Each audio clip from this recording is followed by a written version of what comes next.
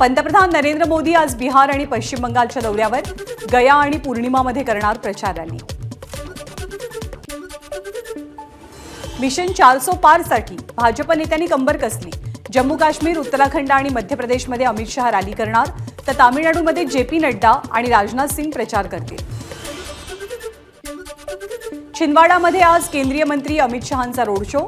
पवारा चौकापासून ते बडी माता मंदिराच्या छोट्या बाजारापर्यंत रोड शोचं आयोजन। राहुल गांधींची आज केरळमध्ये प्रचार रॅली, तर खरगे कर्नाटक आणि नागालँडमध्ये, तर प्रियंका गांधी आसाम आणि त्रिपुरामध्ये प्रचार करतील। उपमुख्यमंत्री अजित पवार आज बारामतीच्या दौऱ्यावर। मोरगावमध्ये अजित पवारांची सभा, तर सुपेमध्ये महायुतीची जाहीर सभा। देवेंद्र फडणवीसांनी आमदारकीची ऑफर दिली, तरीही रणजितसिंह निंबाळकर यांचा उमेदवारी अर्ज दाखल करायला जाणार नाही। कार्यकर्त्यांच्या बैठकीनंतर उत्तम जानकर यांचं जाहीर वक्तव्य। कालच जानकरांनी घेतली होती फडणवीसांची भेट। राष्ट्रवादी काँग्रेस पक्षाकडून पुन्हा एकदा दैनिकांमध्ये निवेदन प्रसिद्ध। दैनिकांमध्ये योग्यरित्या निवेदन दिलं नसल्याची राष्ट्रवादी काँग्रेस शरदचंद्र पवार पक्षाकडून सुप्रीम कोर्टाकडे तक्रार। त्यानंतर पुन्हा एकदा राष्ट्रवादी काँग्रेस पक्षाकडून दैनिकांमध्ये निवेदन प्रसिद्ध झालंय। कोल्हापूरमध्ये महाविकास आघाडीचे उमेदवार शाहू महाराज आज आपला उमेदवारी अर्ज भरतील। यावेळी महाविकास आघाडीकडून जोरदार शक्तीप्रदर्शन केलं जाईल आणि दसरा चौकात रॅलीचं आयोजन करण्यात आलंय। भाजपचे सोलापूरचे लोकसभेचे उमेदवार राम सातपुते आणि माढ्याचे उमेदवार रणजितसिंह नाईक निंबाळकर आज उमेदवारी अर्ज दाखल करतील। देवेंद्र फडणवीसांच्या उपस्थितीत जोरदार शक्तीप्रदर्शन करत हे अर्ज दाखल होतील। माढा लोकसभा मतदारसंघातील महाविकास आघाडीचे उमेदवार धैर्यशील मोहिते पाटील आज उमेदवारी अर्ज भरतील। मोजक्या पदाधिकाऱ्यांच्या उपस्थितीत ते अर्ज दाखल करतात। धाराशिव लोकसभा मतदारसंघाचे महाविकास आघाडीचे उमेदवार ओमराजे निंबाळकर आज आपला उमेदवारी अर्ज दाखल करणार आहेत। यावेळी आदित्य ठाकरे, रोहित पवार आणि अमित देशमुख यांची उपस्थिती असेल। शिवसेना ठाकरे गटाचे खासदार आणि रत्नागिरी सिंधुदुर्ग लोकसभा मतदारसंघाचे उमेदवार विनायक राऊतही आज आपला अर्ज भरणार आहेत। यावेळी वैभव नाईक आणि राजन साळवींसह प्रमुख पदाधिकारी हजर असतील। सांगलीमध्ये विशाल पाटील यांची बंडखोरी। अपक्ष आणि काँग्रेस पक्षाच्या तर्फे असे 2 अर्ज विशाल पाटील यांनी भरलेत। आज सांगलीमध्ये त्यांच्या वतीनं शक्ती प्रदर्शन केलं जाईल।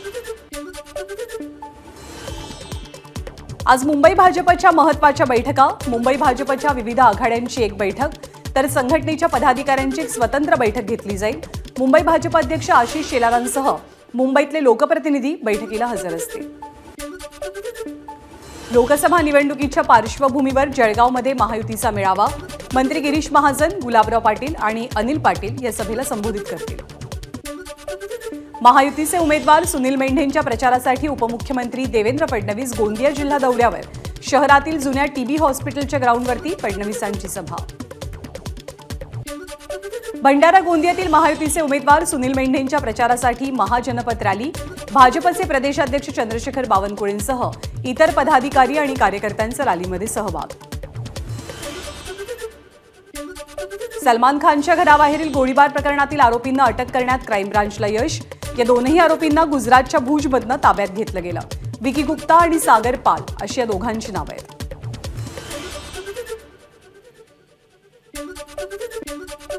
सलमान खानच्या घराबाहेरील गोळीबार सुनियोजित कट असल्याचं तपासातनं उघड। हल्लेखोरांकडनं 4 वेळेला गॅलेक्सी अपार्टमेंटची रेकी।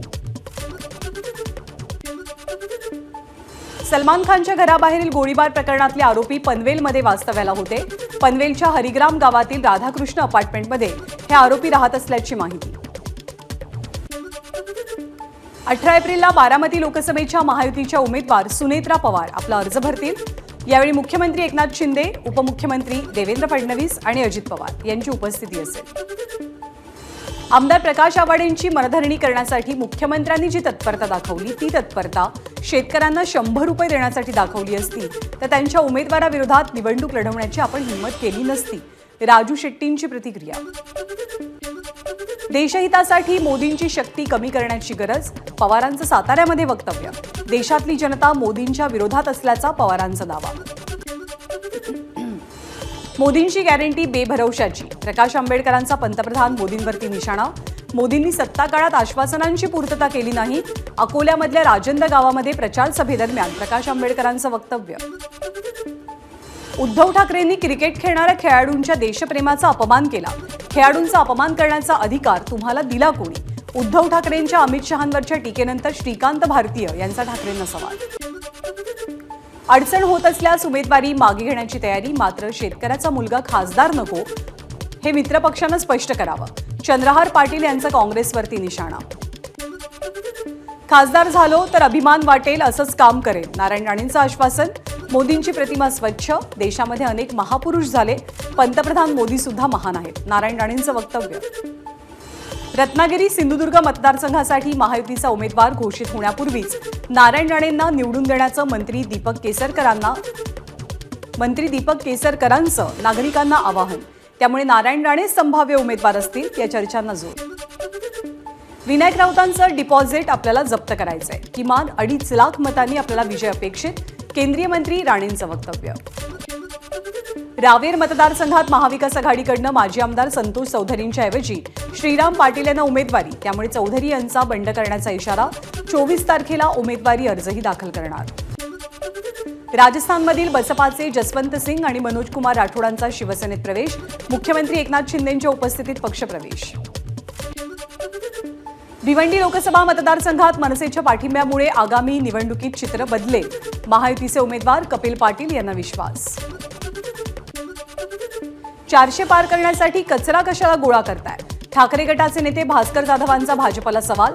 इतर पक्षांना ईडी सीबीआयची भीती दाखवून 400 पार करताय, भाजपचे हे स्वप्न पूर्ण होणार नाही, भास्कर जाधवांचं वक्तव्य.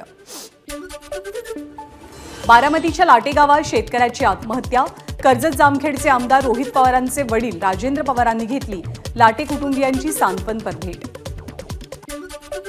संजय राऊत स्वतःच्या घोटाळ्यावरनं लक्ष विचलित करण्यासाठी श्रीकांत शिंदे चॅरिटेबल फाउंडेशनचा हिशेब मागतात. मात्र राऊतांनी केलेल्या घोटाळ्याचा त्यांना हिशेब द्यावाच लागेल, किरीट सोमय्यांचा निशाणा. काहीही बोलायचं आणि लोकांच्या मनात संभ्रम निर्माण करायचा असा प्रकार संजय राऊतांचा आहे. केवळ महाराष्ट्राचं मुख्यमंत्री व्हायचंय यासाठी त्यांची धडपड सुरू आहे. दीपक केसरकरांचा राऊतांवरती निशाणा. दुसऱ्यांचे लोक सोडायचे आणि जे येत नाहीत त्यांना बदनाम करायचं हेच भाजपचं काम आहे. विजय वडेट्टीवार भाजपमध्ये जाणार या केवळ चर्चा आहेत. काँग्रेसचे प्रदेशाध्यक्ष नाना पटोलेंची टीका. आजवर भाजपनं सूडबुद्धीनं कारवाई केली. महाविकास आघाडीचं सरकार आलं तर कारवाईची सुरुवात चंद्रपूरमधनं करणार, विरोधी पक्षनेते वडेट्टीवारांचा इशारा. अमित शहांची 24 एप्रिलला रत्नागिरी सभा. रत्नागिरी सिंधुदुर्ग मतदारसंघांसाठी शहांची सभा. कोकणातल्या जागेवरती भाजपचं विशेष लक्ष, पण महायुतीकडनं अद्याप उमेदवाराची घोषणा नाही. 2019 साली इम्तियाज जलील यांना विजयी केलं. फक्त तुम्ही विजयी नाही केलं तर अत्याचार करणाऱ्यांच्या विरोधात मतदान केलं. चंद्रकांत खैरेंचं नाव न घेता ओवेसींचा हल्लाबोल. मेंढपाळांनी मेंढ्या आणि बकऱ्या राखण्याचं बंद केलं तर महाराष्ट्रातल्या लोकांना अवघड काम होईल. महायुतीच्या उमेदवार राजश्री पाटलांच्या प्रचार सभेत गोपीचंद पडळकरांचं वादग्रस्त वक्तव्य. मुख्यमंत्री एकनाथ शिंदे लवकरच शिर्डीच्या दौऱ्यावर. मुख्यमंत्र्यांच्या दौऱ्याबाबत मंत्री दादा भुसेंची पाहणी. महायुतीच्या बैठकीसाठी मुख्यमंत्री शिर्डीत दौरा करणार. लातूरमध्ये मराठा आंदोलकांनी अमित देशमुखांचा ताफा अडवला. लातूरमधल्या वासनगाव इथे गावच्या वेशीवरनं देशमुखांना परत फिरावं लागलं. या घटनेचा व्हिडिओ सोशल मीडियात व्हायरल होतोय. गडचिरोलीच्या दुर्गम भागात तैनात असलेल्या पोलीस जवानांसाठी पहिल्यांदाच मतदान सुविधा केंद्र. 600 जवानांनी बजावला मतदानाचा हक्क. भंडाऱ्यातील साकोलीच्या 98 वर्षीय जैनबी कुरेशी या राज्यातल्या पहिल्या गृहमतदार ठरल्यात. ज्येष्ठ नागरिक आणि दिव्यांगांसाठी निवडणूक आयोगाचा उपक्रम. मतदान अधिकाऱ्यांनी कुरेशी यांच्या घरी जाऊन त्यांच्याकडनं मतदान करून घेतलं. लोकसभा निवडणुकीच्या कामासाठी नेमून दिलेल्या विभागात सातत्यानं गैरहजर असलेल्या कर्मचाऱ्यावर गुन्हा. आशिष राऊत असे या कर्मचाऱ्याचं नाव आहे. ही आठवड्याभरातली दुसरी कारवाई आहे.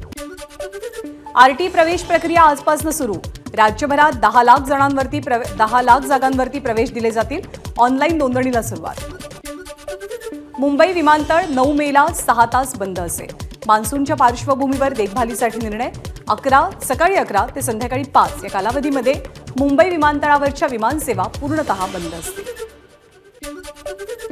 कोस्टल रोडवरनं आता थेट वांद्रेपर्यंत जाता येणार. कोस्टल रोड वरळी सागरी सेतू मार्ग जोडले जाणार।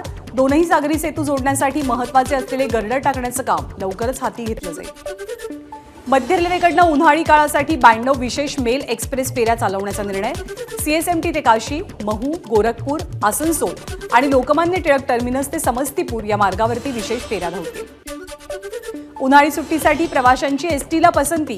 मुंबई सेंट्रल, परळ, कुर्ला, पनवेल, उरण या आगारांमधनं सरासरी 50,000 प्रवाशांचा एसटीतनं प्रवास।